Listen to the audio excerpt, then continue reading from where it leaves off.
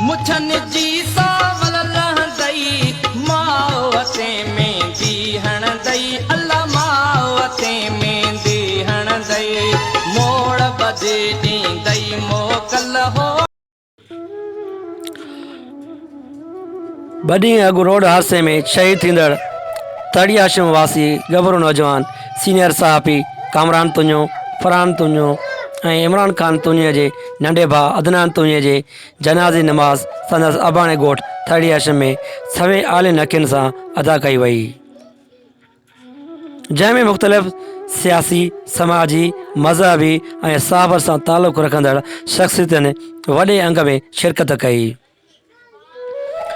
उन मौक़े ते मरहूम नौजवान बहितरीन तबियत जे सुठनि सुहिणनि इख़लाक़नि जे मालिक अदनान तुंजे जे मग़फ़िरत लाइ ख़ासि दुआऊं घुरियूं वयूं, जॾहिं त वारसनि सां तज़ियत जो सिलसिलो जारी आहे। ओॾा ॿिए तरफ़ वारसनि पारां वगण थाणे ते कोच जे मालिक सेवण रहवासी सुहेल लुंड मथां वगण थाणे ते केस दाख़िल करायो वियो आहे। आख़िरी इतलाउनि ताईं पुलिस पारां का बि गिरफ़्तारी अमल में न आणे सघी आहे।